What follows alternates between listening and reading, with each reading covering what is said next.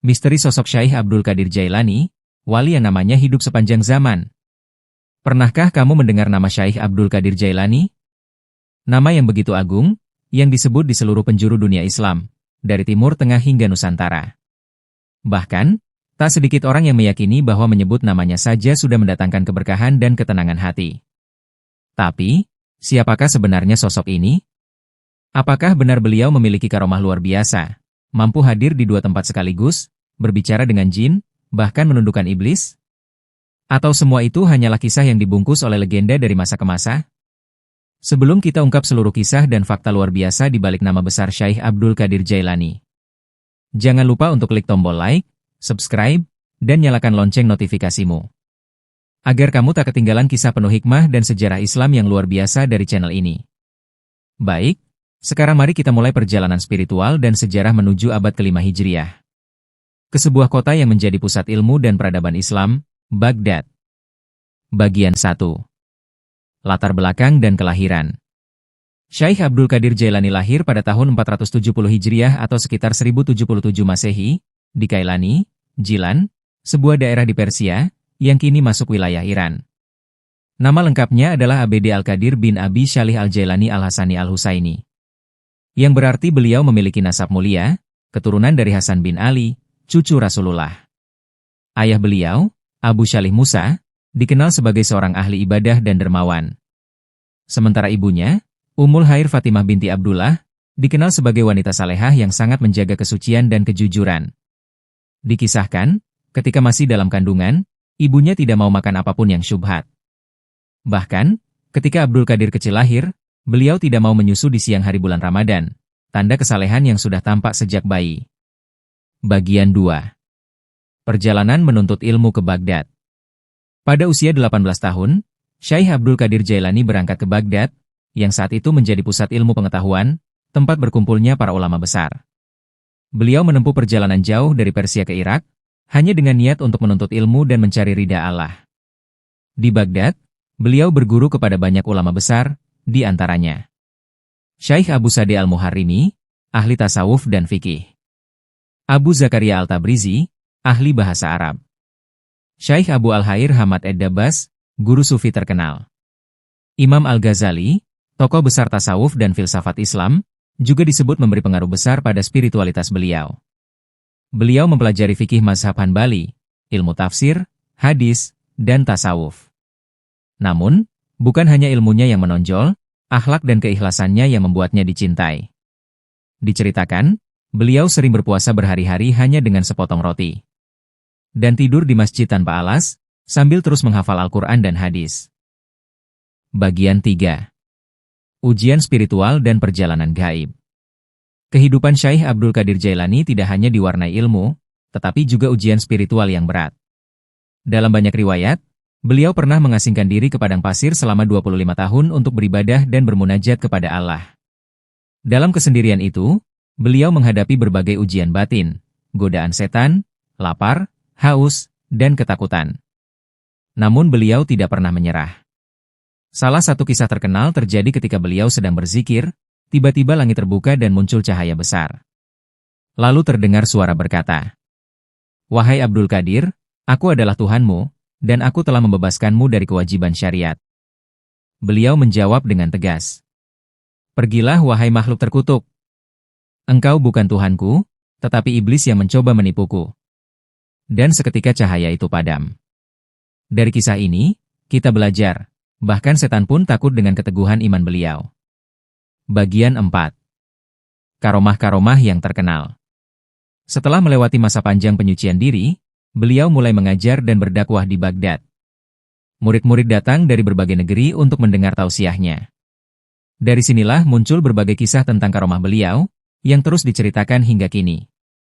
1. Hadir di dua tempat sekaligus. Dikisahkan, suatu waktu beliau sedang mengajar di Baghdad. Tapi pada saat yang sama, orang-orang di Syam, Suriah, juga melihat beliau memberi nasihat di sana. 2. Menundukkan jin dan setan. Banyak kisah menyebutkan bahwa para jin dan makhluk gaib tunduk kepadanya. Beliau sering membantu orang yang kerasukan atau diganggu makhluk halus hanya dengan doa. 3. Menyembuhkan orang sakit. Dengan doa dan keberkahan, Banyak orang yang sembuh dari penyakit berat setelah didoakan oleh beliau. 4. Menyelamatkan kapal di laut. Dalam catatan para pelaut muslim, nama Syaikh Abdul Qadir Jailani sering dijadikan seruan ketika kapal mereka diterpa badai. Dan banyak yang mengaku badai itu benar-benar reda setelah menyebut namanya. Namun penting dipahami, beliau tidak pernah mengaku memiliki kekuatan gaib. Semua itu beliau katakan sebagai pertolongan Allah, bukan karena dirinya. Bagian 5. Dakwah dan pengaruhnya di dunia Islam. Sebagai guru besar di Baghdad, beliau mendirikan Madrasah Al-Qadiriyah, yang menjadi pusat pembelajaran agama dan tasawuf. Dari madrasah inilah lahir Tarekat Qadiriyah, sebuah jalan spiritual yang mengajarkan keikhlasan dalam beramal, menjauhi kemewahan dunia, menghidupkan malam dengan zikir, dan mengutamakan cinta kepada Allah di atas segalanya. Ajaran beliau kemudian menyebar ke seluruh dunia Islam, ke Mesir, Suriah, Turki, India, bahkan ke Indonesia. Banyak ulama dan wali di Nusantara yang menjadi pengikut tarekat beliau, seperti Syekh Yusuf Makassar, Sunan Giri, dan beberapa tokoh wali songo lainnya yang mengambil sanad spiritual dari jalur Qadiriyah. Inilah mengapa nama beliau begitu dikenal dan dihormati, bukan hanya di Arab, tapi juga di seluruh dunia Islam, termasuk Indonesia. Bagian 6. Akhlak dan nasihat Syekh Abdul Qadir Jailani. Beliau dikenal bukan karena kekuatan, tapi karena kelembutan hatinya. Dalam setiap nasihatnya, beliau selalu menekankan 3 hal utama. 1. Ikhlas dalam beramal. Jangan pernah beribadah karena ingin dikenal, tapi beribadahlah karena ingin dikenal oleh Allah. 2. Jujur dalam ucapan. Orang yang jujur akan diselamatkan walau dalam kesulitan. 3. Tawakal kepada Allah. Jangan bersandar pada makhluk, karena makhluk akan lenyap. Bersandarlah kepada Sang Pencipta yang kekal. Bagi beliau, tasawuf bukan berarti meninggalkan dunia. Tetapi bagaimana hati tidak terikat pada dunia meskipun hidup di dalamnya. Bagian 7. Wafatnya Sang Wali Besar. Syekh Abdul Qadir Jailani wafat pada tahun 561 Hijriah, 1166 Masehi, di Baghdad. Beliau dimakamkan di kawasan Bab al-Syaikh, yang kini menjadi tempat ziarah jutaan orang setiap tahun. Menjelang wafatnya, beliau masih sempat berkata kepada murid-muridnya, "Kakiku ini telah menginjak leher setiap wali Allah di zamanku." Kalimat ini bukan kesombongan, tapi isyarat bahwa beliau adalah pemimpin para wali, Sultanul Aulia. Dan setelah wafatnya, makam beliau tetap ramai dikunjungi hingga kini, menjadi tempat orang mencari ketenangan batin, berdoa, dan mengenang perjuangan seorang wali Allah yang luar biasa. Bagian 8. Warisan yang tak pernah padam. Lebih dari 850 tahun telah berlalu. Namun nama Syekh Abdul Qadir Jailani tetap hidup di hati umat Islam di berbagai belahan dunia. Majelis-majelis zikir, pesantren, dan tarekat Qadiriyah terus mengajarkan ajarannya. Cintai Allah dengan sebenar-benarnya cinta, dan jangan biarkan dunia menipu hatimu. Di Indonesia, pengaruh beliau sangat besar. Banyak pesantren yang menggunakan nama beliau, seperti Pondok Qadiriyah wa Naqsyabandiyah, yang merupakan gabungan dari 2 tarekat besar dunia Islam. Hingga kini, setiap kali umat Islam membaca kisah hidup beliau, mereka selalu menemukan satu hal yang sama, ketulusan dan keikhlasan tanpa batas. Bagian 9. Pesan dan teladan abadi. Syekh Abdul Qadir Jailani mengajarkan bahwa menjadi wali Allah bukan berarti memiliki kekuatan gaib, tetapi memiliki hati yang dekat dengan Allah.